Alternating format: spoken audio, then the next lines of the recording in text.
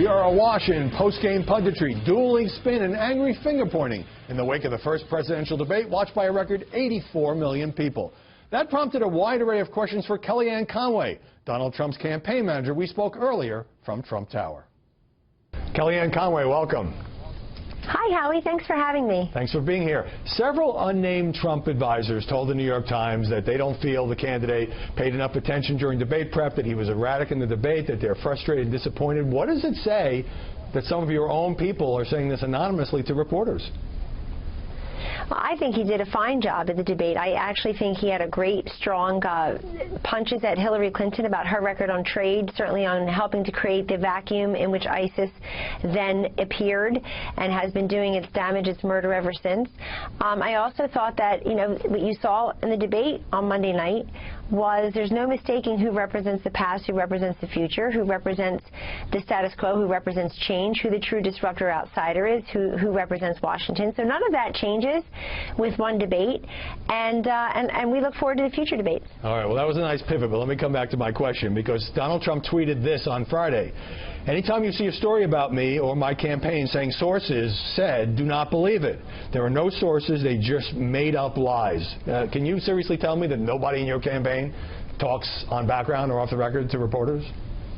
I don't know, because I don't know what other people do, but I will tell you that this place is very unified. After Hillary Clinton in the debate brought up the former Miss Universe, Alicia Machado, who says that Donald Trump called her Miss Piggy 20 years ago, he brought her up on Fox and Friends the next day, said she needed to lose weight, and then in the early morning hours of Friday, Donald Trump tweeted this: did crooked Hillary help disgusting, check out sex tape and past, Alicia M. become a U.S. citizen so she could use her in the debate? He is fueling the media coverage of this story. Why does he continue to attack this woman? So here are the facts, though. He did not say she had to lose weight. What he said was, what the fact is that the company that was in charge, as I understand it, I wasn't involved 20 years ago, as I understand it, they wanted to terminate her, and he helped give her a second chance. Hannity on his radio show on Friday played a clip where he basically is saying some people had a problem with her weight. I did not, as I understand it. So he actually gave her a second chance, and it's just, Hillary Clinton wanted to throw this in there in the last couple minutes of the debate, and I know she had a checklist she wanted to run through. That was part of it, and we'll just keep moving on. I know people want to continue to talk about this, but he also does a lot of other things day by day, like go out and talk to actual voters and talk about policy, and nobody seems to want to cover that. It's just more fun to look at a Twitter feed or to try to do some zingers. Well, my point was that the media were talking about it because Donald Trump continued to tweet about it. Let me ask you about another comment he made. This was not on Twitter. Donald Trump said the debate was rigged, according to the role of moderator Lester Holt. Do you believe the debate was rigged? So Donald Trump, I think he's been looking at some of the data since the debate. We see objective analyses that he was interrupted 41 times, and then he feels. I know today the commission put out that his microphone was faulty in the hall. I just saw that report on Friday, and so I think what surprised him is the number of questions that related to things about Donald Trump, and then, it's conspicuous by his absence, the emails, unless he raised it, Benghazi certainly, Obamacare, which has been a disaster for many Americans. Let me see if I can get some more questions in, a couple about the media. So last Sunday, the New York Times, the LA Times, the Washington Post, and Politico all ran stories about what they described as the lies, and in some cases half-truths and exaggerations, that Donald Trump had told just in the past week. How do you fight that kind of media narrative? Well, it's amazing that Donald Trump does as well as he does, Howie, and is still standing given the onslaught. And I would note that those stories all followed a full court press by Team Clinton to make sure everybody is fact-checking and everybody is calling him out. I mean, my goodness, Hillary Clinton has 5 people taking the fifth. They've been granted immunity in an active investigation, including her lawyer, Cheryl Mills, who was granted immunity and then turned around and was her lawyer in the same investigation. So it's very frustrating, but I actually think the voters look right through it. There's not a lot of evidence that the way the campaign is being covered is the way that voters see it. And if that weren't true, then Hillary Clinton would be winning with 85, 87% of the vote. If you look at the coverage, look, people can scream bias and unfairness. That's one thing, and that will be obvious or not so obvious to the naked eye and ear. But the main point about the coverage this time is that it's incomplete.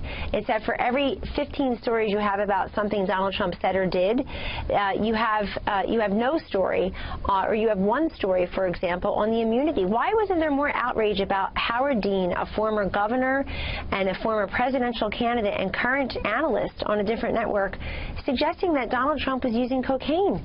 Oh my goodness! Well, I've criticized that, and Dean finally apologized. Wow. Trump said at the end of the debate that he wasn't going to say something extremely rough about Hillary Clinton, which he later said was a reference to Bill Clinton's past sexual misconduct.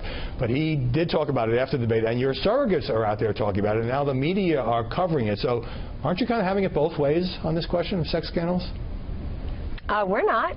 He could have done it in front of a debate stage of, what, 88 million or so people, and we knew that she was going to attack among women because that's what she does. How in the world could she miss the chance? She kind of, rushed to get through it at the very end, we noticed, but of course she's got mail pieces targeting women. She has tens of millions of dollars in negative ads. Those ads don't talk about her plan for health care and education and defeating radical Islam. It couldn't do that. She doesn't call it that, or lowering our taxes, but she goes right after on him on this issue. So of course he was prepared for that.